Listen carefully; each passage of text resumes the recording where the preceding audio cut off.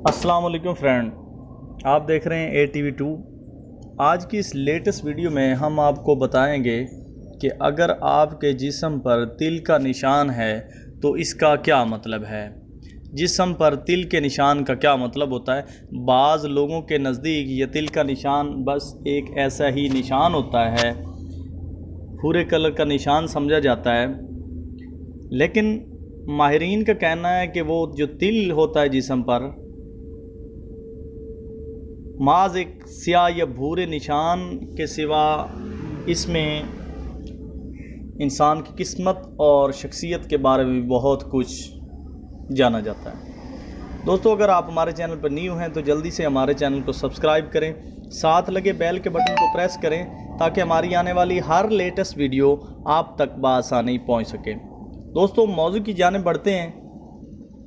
بعض لوگوں کے نزدیک جسم پر تل محض ایک سیاہ یا بھورے نشان کے سوا کچھ نہیں ہوتے، مگر ماہرین کا ماننا ہے کہ ان تلوں کی موجودگی کی جگہ انسان کی قسمت اور شخصیت کے بارے میں بھی بہت کچھ بتاتی ہے۔ ایسے ہی کچھ تفصیلات آج آپ سے شیئر کریں گے۔ میں ایک بار پھر گزارش کروں گا، اگر آپ نیو ہیں تو جلدی سے ہمارے چینل کو سبسکرائب کریں، ساتھ لگے بیل کے بٹن کو پریس کریں تاکہ ہماری آنے والی ہر لیٹسٹ ویڈیو آپ تک بآسانی پہنچ سکے۔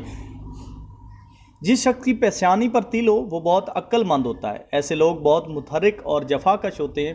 اگر تل پیشانی کی دائیں طرف ہو اس کا مطلب ہے کہ وہ شخص بہت امیر ہوگا، اور اگر تل بائیں طرف ہو تو ایسا شخص بہت خود غرض ہوگا۔ اور اگر تل سر پر دائیں جانب ہو، اگر آپ کے سر پر دائیں جانب تل ہے تو اس کا مطلب ہے کہ آپ زندگی میں مالا مال ہوں گے اور ساتھ ہی شہرت سمیٹیں گے۔ بھووں اور پلکوں کے درمیان پپٹوں پر اگر تل، جن لوگوں کی آنکھ پر بھووں اور پلکوں کے درمیان تل ہو وہ لیڈرشپ کی خصوصیت سے مالا مال ہوتے ہیں، انہیں دولت اور شہرت بھی بہت ملتی ہے۔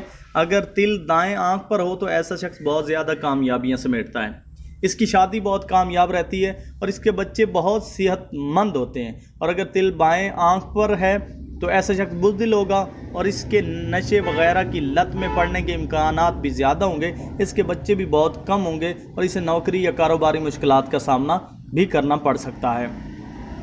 اگر تل دائیں گال پر ہے تو ایسا شخص بہت زیادہ حساس طبیعت کا مالک ہوگا، تاہم اگر تل بائیں گال پر ہے تو ایسا شخص اپنی ہی ذات میں مگن رہنے اور دل کی بات زبان پر نہ لانے والا ہوتا ہے۔ ٹوڑی پر تل والا آدمی دوسروں کا بہت زیادہ خیال رکھنے والا ہوتا ہے۔ ایسا شخص فیصلہ سازی کی صلاحیت سے مالا مال اور کسی حد تک ضدی بھی ہوتا ہے۔ اگر تل ٹھوڑی کی دائیں طرف ہو تو ایسا شخص مدلل سوچ اور ڈپلومیٹک فطرت کا مالک ہوگا، اور اگر تل بائیں طرف ہے تو ایسا شخص ڈو ٹوک بات کرنے والا، صاف گو اور ایماندار ہوگا۔ دوستو، جو ناک پر تل ہے، ناک کے عین اوپر یا ناک اور رخسار کے سنگم پر تل ہو تو ایسے شخص کا امیر ہونا یقینی ہوتا ہے، تاہم اس شخص کو اپنے وقت کا انتظار کرنا ہوگا۔ ایسا شخص دنیا بھر کا سفر کرے گا، تاہم اس کے لیے کامیابی کے یہ دروازے 30 سال کی عمر کے بعد کھلیں گے۔ زیادہ غالب امکان یہ ہوتا ہے کہ ایسے افراد شادی کے بعد کامیابی، دولت اور بین الاقوامی سفر کے مزے سے لطف اندوز ہوتے ہیں۔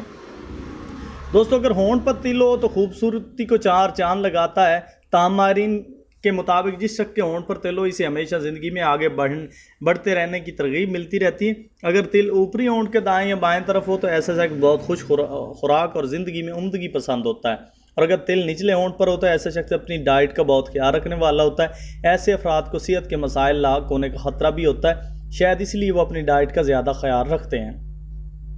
اور اگر گردن کے سامنے والے حصے پر تل خوش قسمتی علامت ہوتا ہے، ایسا شخص تخلیقی صلاحیت اور بہت میٹھی آواز کا مالک ہوتا ہے۔ اگر تل گردن کی پشت پر ہو تو ایسا شخص بہت غصے والا اور جار مزاج ہوتا ہے۔ کان کی لو پر تل ہونا بہت اچھا شگون ہے۔ اگر دائیں کان کی لو پر تل ہے تو اس کا مطلب ہے کہ ایسا شخص بہت مضبوط شخصیت کا مالک اور اپنے خاندان سے جڑا رہنے والا ہے۔ دائیں بازو پر تل ہو تو ایسا شخص بہت ذہین ہوتا ہے، اور اگر بائیں بازو پر ہو تو ایسے شخص کو دولت مند بننے کی بہت خواہش ہوتی ہے۔ پاؤں کے نیچے پر تل ہو تو ایسے شخص کو بہت سفر درپیش رہتا ہے۔ اس جگہ تل اس بات کی بھی علامت ہوتا ہے کہ اس شخص کو اس کے اچھے کاموں کی وجہ سے پہچان ملے گی۔ اگر تل دائیں پاؤں کے نیچے ہے تو ایسے شخص کو اچھا شریک حیات اور اچھی خاندانی زندگی ملے گی، اور اگر تل بائیں پاؤں کے نیچے ہے تو ایسے شخص کو بہت سی مالی مشکلات درپیش ہوں گے اور خان کی زندگی میں بھی شریک حیات کے ساتھ مشکلات کا سامنا۔ دوستو، ایک بات میں عرض کرتا چلوں، اور جو غیب کا علم ہے وہ میرا مالک ہی جانتا ہے، اور جو قسمت کے فیصلے میرا رب کریم ہی کرتا ہے۔ اور ہمیں ہر وقت اپنے مالک سے توبہ و استغفار کرنی چاہیے، اور اللہ کے حبیب کے ساتھ جو ہے رابطے جوڑے رکھنا چاہیے، ذکر میں مشغول رہنا چاہیے، اللہ تعالیٰ کی عبادت کرنی چاہیے، اور اس سے دعا کرنا چاہیے کہ اللہ تبارک و تعالیٰ ہمارے حال پہ رحم فرمائے اور جو ہمارے زندگی کے معاملات ہیں وہ آسان فرمائے۔ یہ ماہرین کا کچھ جس طرح آج کے اگر آپ کو ہماری آج کی لیٹسٹ ویڈیو اگر پسند آئی تو اسے لائک کریں، کمنٹ باکس میں اپنی رائے کا اظہار کریں، اور ہمارے چینل کو سبسکرائب کریں۔ اگلی ویڈیو تک کے لیے دیجیے اجازت، اللہ حافظ۔